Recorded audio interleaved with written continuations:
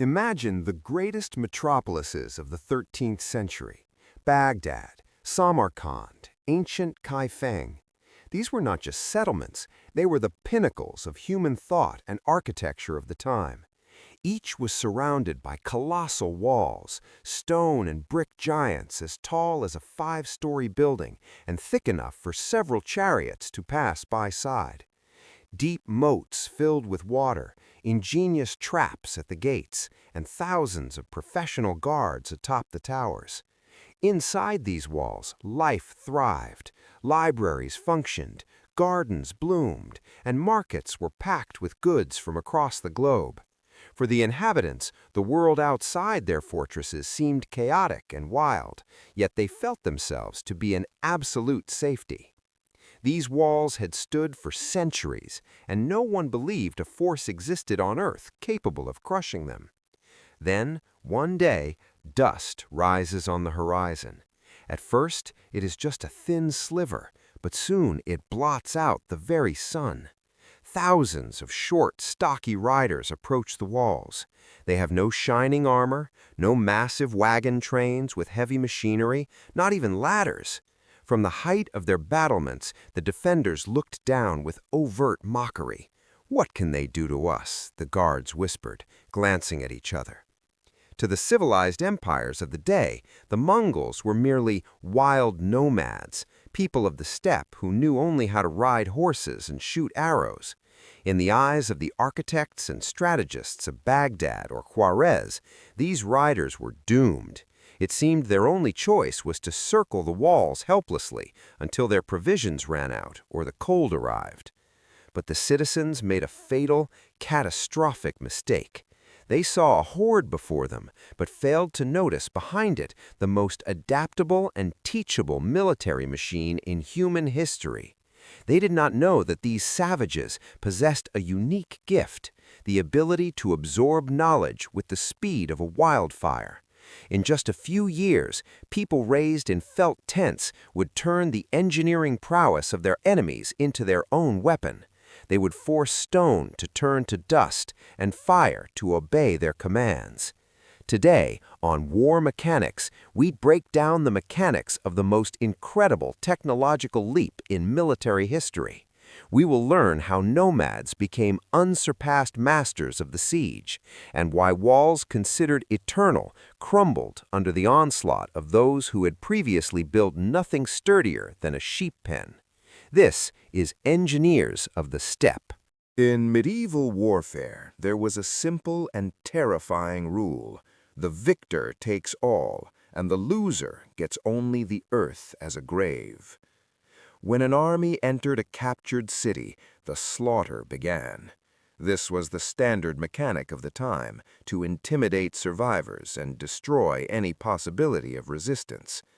But the Mongols introduced a chilling, almost mathematical logic into this chaos. They didn't just kill, they sorted. For Genghis Khan, people were a resource just like gold, horses, or pastures. But he considered the most valuable resource not to be physical strength, but what was inside a person's head. While ordinary warriors divided the loot, special officers of the Mongol staff engaged in what we today would call headhunting. Before a city was put to the torch, those possessing knowledge were led away from the crowd of the doomed. Engineers, architects, doctors, gunsmiths, weavers, and even astronomers.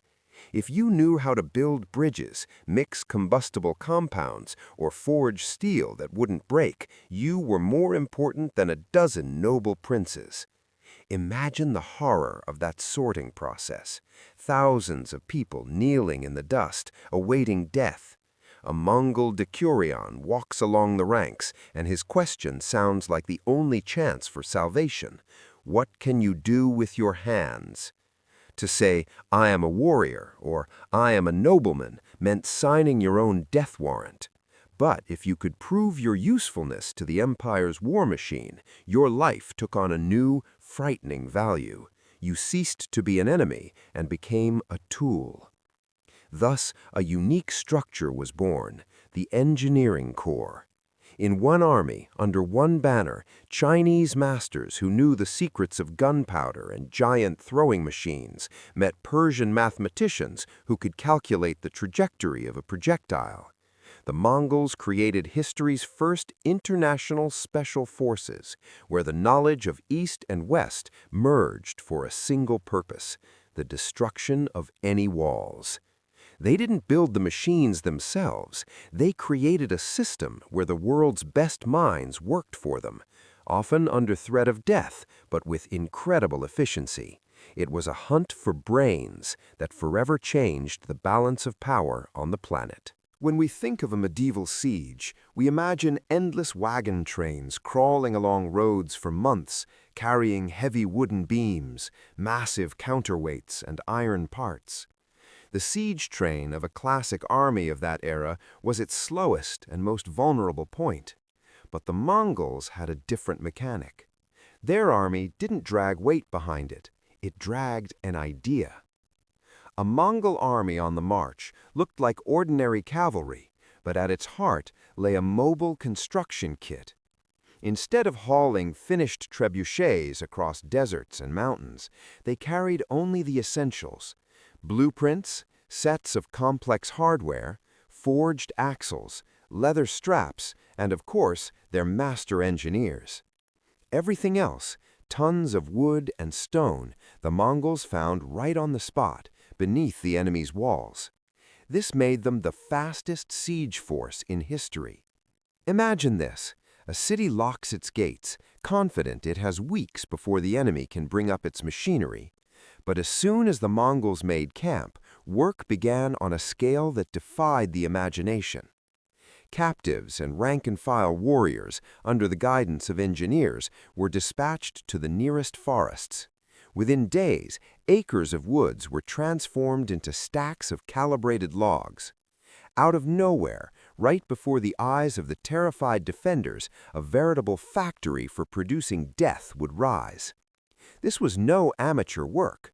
Thanks to Chinese and Persian masters, the Mongols utilized a modular assembly system. Every part was fitted to a standard. While some units built giant stone throwers, others were already preparing projectiles, shaping stones, or creating incendiary mixtures.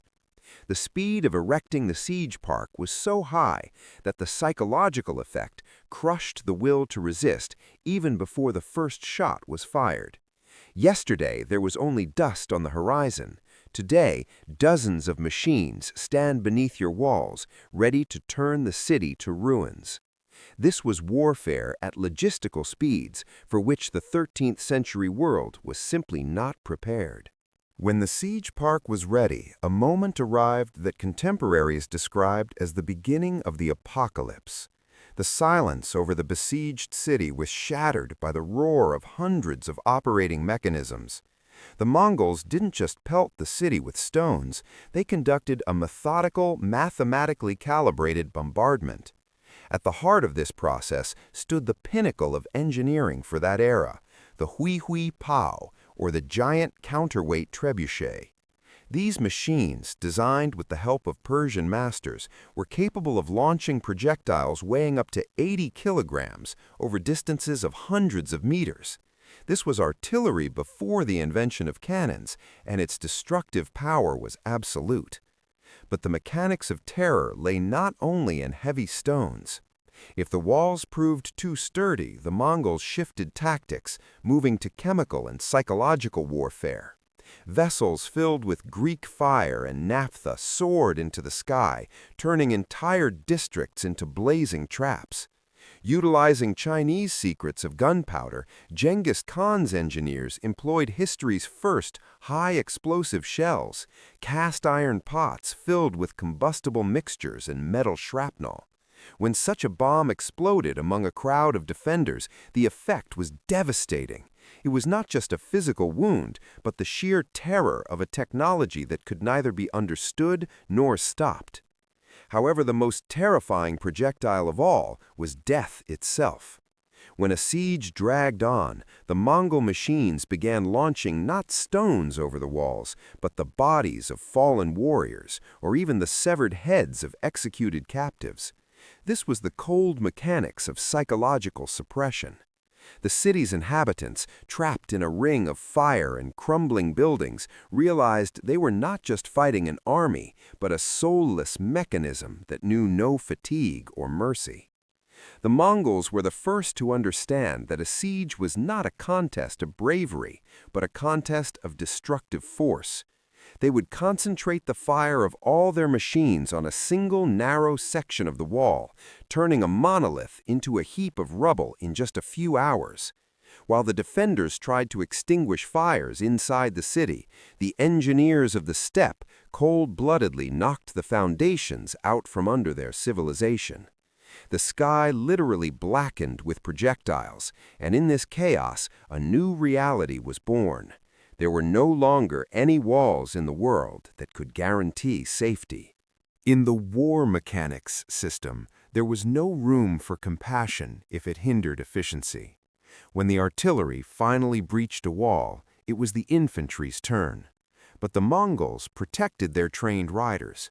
They were too valuable a resource to perish in the grimy business of storming walls. For the darkest and most dangerous work, there was the Khashar. Translated, the word means crowd, but in the language of war, it was the mechanic of using a human shield, elevated to an absolute. The Khashar was formed from those captives who did not make the list of valuable engineers or craftsmen. These were thousands of civilians from surrounding villages and already fallen cities. Their task was simple and deadly. Under a hail of arrows and boiling tar, they had to fill moats, build siege mounds, and haul heavy ladders to the walls. Mongol warriors followed behind, driving this mass of people forward with swords. If a captive stopped, they were killed on the spot. If they tried to flee, they were killed on the spot. A person in the Khashar had no choice but to move forward toward the walls of their own kinsmen.